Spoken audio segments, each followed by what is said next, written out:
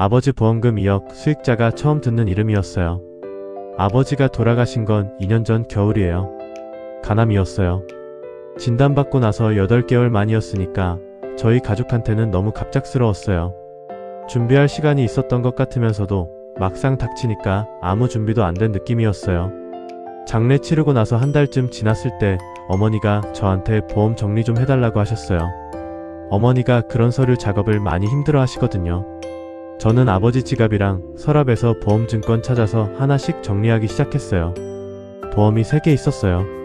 하나는 실비, 하나는 종신보험, 하나는 암보험. 실비는 치료비 청구용이니까 이미 병원에서 썼고요. 남은 건 종신이랑 암보험이었어요. 2개 합치면 사망보험금이 2억 넘게 나올 거라고 저는 계산하고 있었어요.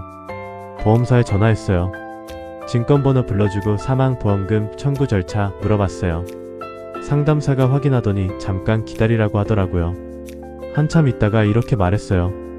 고객님, 해당 계약은 이미 수익자 변경이 돼 있는 상태예요. 저는 무슨 말인지 몰라서 다시 물었어요. 수익자가 어머니 아닌가요? 아니라고 했어요. 수익자 변경 신청이 접수됐고 현재 등록된 수익자는 다른 분이라고.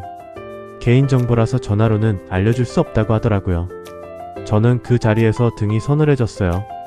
보험사 직접 방문해서 서류 열람 요청했어요. 담당자가 수익자 변경 신청서를 꺼내놨는데 거기 적힌 이름을 보는 순간 저는 손이 떨렸어요. 한지수. 저도 어머니도 우리 가족 중 누구도 들어본 적 없는 이름이었어요. 수익자 변경 신청일은 아버지 암 진단받으시고 나서 2달 후였어요. 아버지가 아직 거동이 가능하시던 시기였고요. 신청서에 아버지 서명이랑 인감도장이 찍혀 있었어요. 저는 한지수가 누군지부터 찾아야 했어요. 아버지 핸드폰을 다시 꺼냈어요. 장례 끝나고 번호 해지하려다가 어머니가 그냥 두자고 하셔서 갖고 있었거든요. 충전해서 켜봤어요. 문자랑 카톡 뒤지기 시작했어요. 한지수라는 이름은 없었어요. 근데 저장되지 않은 번호랑 주고받은 문자가 꽤 있었어요.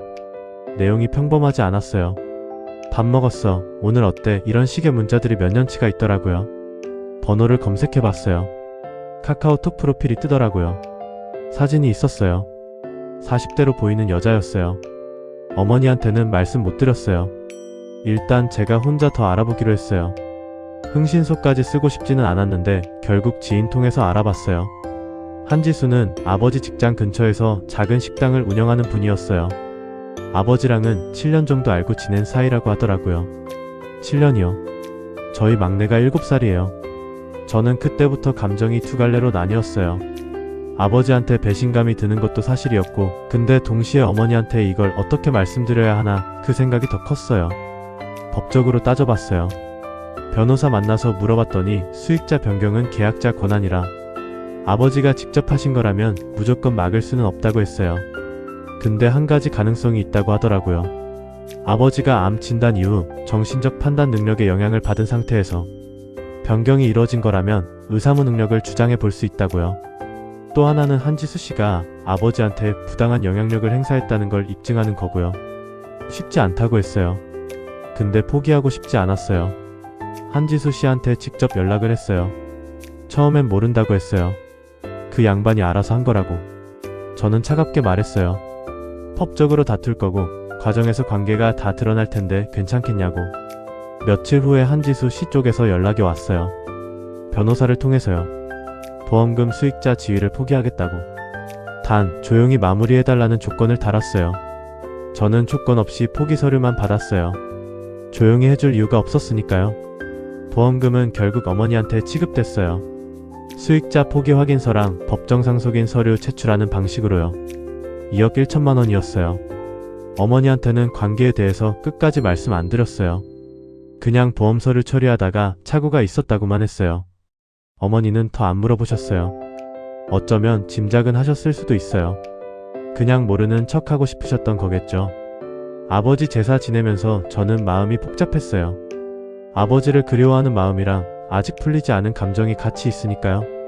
근데 딱 하나는 분명해요. 어머니가 받아야 할 돈은 어머니한테 돌아갔어요.